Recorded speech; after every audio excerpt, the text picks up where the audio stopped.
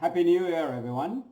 It's good to be back. I know I've been gone for the last few months. I've been busy working on some new exciting projects. I'll tell you all about them later. But first, I want to wish everybody a Happy New Year. I really didn't want to get involved in so much of the discussion that were taking place at the end of 2022. There was a lot of different gurus and forecasters out there discussing what went on in the year. We all know what went on last year. It was a very tumultuous year. Never seen prices as high, as low, as volatile, and shipping was all crazy, and geopolitics, and suddenly natural gas became the topic that everybody seemed to be an expert on, and next thing you know, everybody's talking about LNG, and it's on the news, and it was definitely a turning point in our industry. But I want to actually take this chance to look forward to 2023. I'm quite excited about 2023. I think it's going to be the year of the new normal. And what do I mean by that? Over the last few weeks, we have seen market forces kind of react the way we like them to do. We saw most of the American continent go into a deep freeze. Prices went up, natural gas prices went up, but they didn't go crazy. So that also shows the robustness of the American system. You know, more than 200 million people were under deep freeze, and the prices only went to about $7 or $8, so that's not too bad at all in most of the country. We are now seeing prices come back to normal, to the $4 range. We have not seen this in a while, and I think this bodes very well for the future of U.S. LNG exports, because it does show that over the long term we can expect U.S. gas price to stay in this $3 or $4 range over a long period of time. There's a very nice reactionary force that happens every time prices seem to go up. The upstream producers seem to drill more, bring more production to the market, decrease the prices, and the prices come back to a new stable system, a stable level. So the new normal in the US, which is kind of the old normal, which is a $3 or $4 range, I'm happy to see that back. I'm happy to see the Asian premium back. You know, as long as we can remember, Asian gas prices have always been higher than European prices, except over the last 12 months because of the war, etc. It's nice to see over the last week that Asia's prices are a little bit higher than Europe's, but still, you know, obviously a much elevated position. We're in the high 20s. We should be in the high teens is a better level that I think, but it's still nice to see that Asian premium back. That means that the European market is behaving quite normally. Europe's bringing in gas from all over, and we all know about the fact that they've been incredibly successful in replenishing all their gas storage. It came at a high price, no doubt, and I wonder if the market interventions, how it would have been without the market interventions. And I'm really more concerned about the longer term implications of governments getting involved in the markets. You know, there's a lot of talk about things like price caps, not only in Europe, but in Australia and other countries. And, you know, as a free market proponent, I like to see the fact that market sets the price. Supply and demand sets the price, not artificial ceilings and floors. But maybe that's what the new normal is all about. It's nice to see that the Europeans are realizing that they have to look at different sources of gas. They cannot be overly dependent on Russia, any one person, or any one source. I am, of course, concerned that they might just be replacing Russia with Qatar.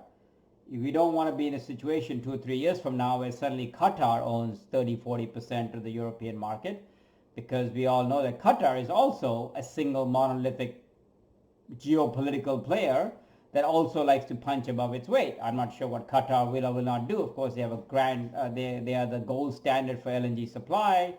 They tend, the supply continues no matter what, and you know, it's a very secure contract. But at the end of the day, it's with a government-owned entity, and you never know what the future might bring. So a word of caution to the Europeans. It's good that you're looking at LNG as a source of diversification. It's good that you're building terminals everywhere, and you've shown that you can build the terminals fairly quickly when you have to, as in Germany. But don't make the mistake of just replacing one state-owned enterprise gas supplier with another and being somewhat of a trap again down the road.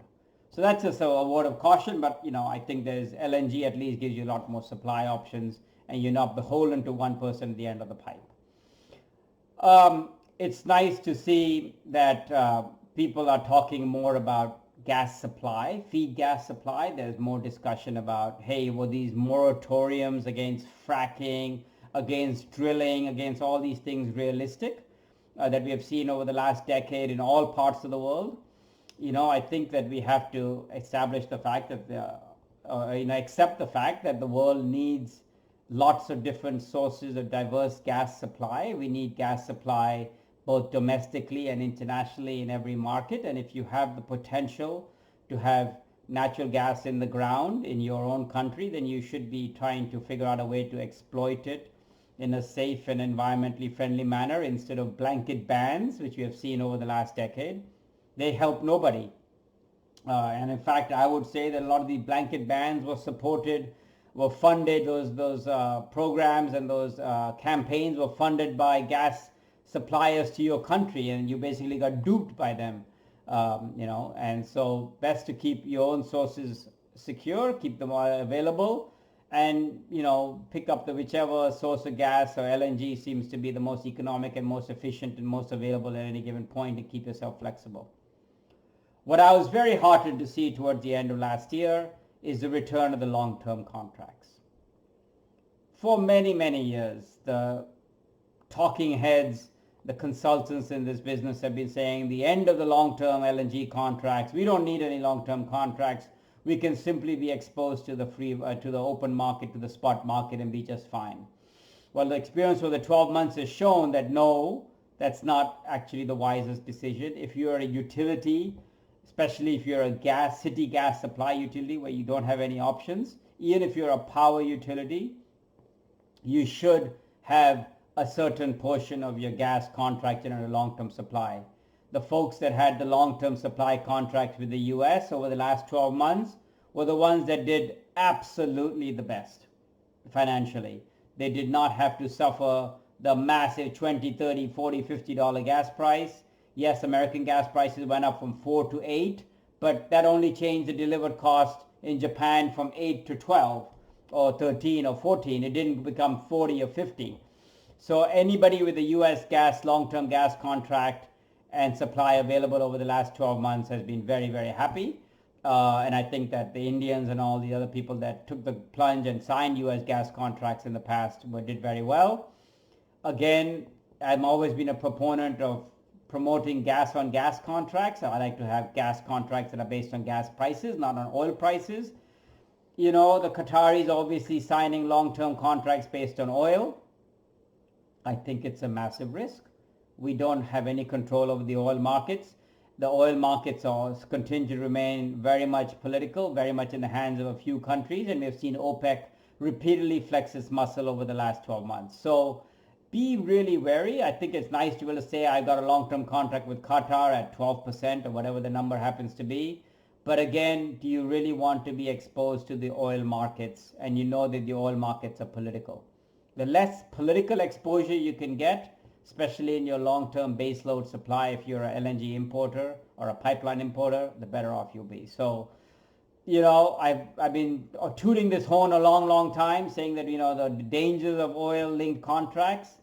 Obviously, when oil prices are low, everybody thinks that oil-linked contracts are great. When oil prices are high, they think they're bad. But we still seem to revert back to them, especially because people like Qatar continue to insist on them. I recommend that all buyers think carefully about that and think, hey, in your own price forecast, do you expect oil to be above 70 in the long run or lower than 70 or whatever the number is? Somewhere between 60 and 70 is the number that I think is a realistic number. That's the break even. If you think oil price will be less than 60 or $70 over the long run, you're better off buying an American LNG contract, especially if you think that Henry Hub will be staying less than $4 or $5. If you think that oil is going to be lower than $70, then absolutely buy your oil-linked contracts. But I don't think many people in the world assume that over the long run, oil will be less than 70. So, beware of these long-term oil-linked contracts. The Qataris and most other producers still continue to insist upon them.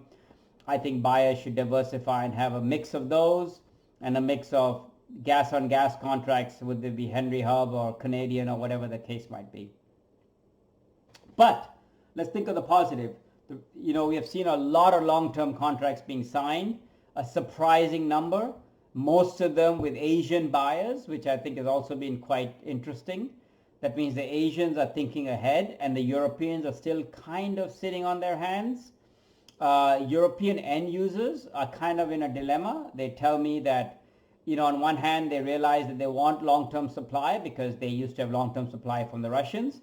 But on the other hand, there's a lot of shareholder pressure against net zero, 2020, 2030, 2035, and we're not allowed to have emissions post that. So they can't easily sign a 20, 25-year contract. Well, if you don't sign those contracts, you're going to lose out to the Chinese and the other Asians. The Asians are realizing that in a spot price war like we had over the last 8-9 months, the Europeans can outbid them. And what happens is the Europeans outbid the Asians and the prices then get higher in Europe. And so the volumes get sucked out of Asia and go to Europe instead. So the way the Asians, many of the Asian buyers who have the credit, who have the presence, the experience, they're going ahead and signing long-term contracts. I think it's very interesting. The Chinese are signing a lot of long-term contracts, kind of quietly without making a lot of noise in the US, because I think they realize the political sensitivities.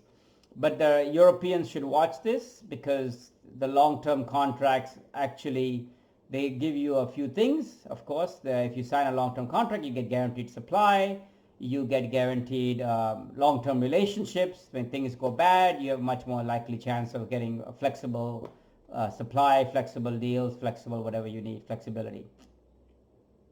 But what the long-term contracts do is allow projects to get sanctioned.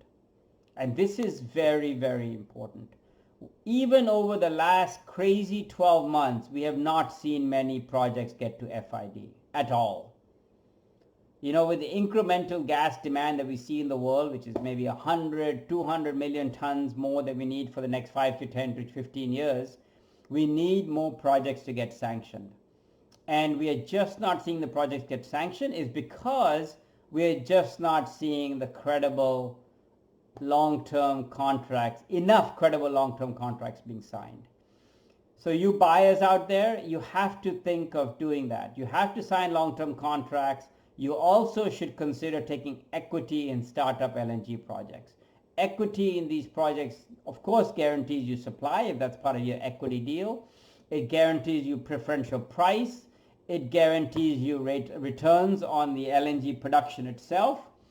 And it guarantees that the projects get built. The LNG industry back 50 years ago was based on the fact that the Japanese end users were willing to take equity and sign long-term contracts with startups around the world. There were startups, but there were also shells and the Mobil's project, but startup projects in many politically difficult parts of the world. Over the last 5 to 10 years, we have seen an incredible decrease in those kind of deals. We need that to come back. There's a lot of American projects that are on the verge of FID. I think they need equity, they need long-term contracts to make it happen. And without those American projects, I think we're in a world of hurt. Where is gas supply going to come from? The way I look at it, Qatar is going to give you maybe 70, 80 million tons more from where they are today. So they go to 130, 150 million tons. The rest of the world will give you 10, 20 million tons, whatever it is, because a little bit in Mozambique, a little bit in West Africa, etc., etc. The rest has to come from the US because Canada is going to be difficult. At the US, we have only seen 2 FIDs last year. That is nothing. Now, I expect at least 2 or 3 FIDs over the next few months, and that would be great. But we need more projects to get to sanction. And so that kind of brings me to my last point, which I hope this is interesting, is actually I am now launching a new US LNG project, looking for equity partners. It's a very exciting project. I've taken a lot of my learnings from my vast amount of experience, and I've got a great site. And if anybody's interested, learn more about the project and how you can be involved in the project, I would love to hear from you. I'm looking for equity partners. I'm also looking for people to come and work with me as well on this exciting project. So on that note, have a happy new year. Let's hope the interactions are more more constant, more regular this year. I've been quite busy. I actually got married last month as well, so that was quite exciting. So, but I'm ready to now, looking forward to a very exciting 2023 and also launching my new project. So please contact me if you're interested in that. Thank you so much.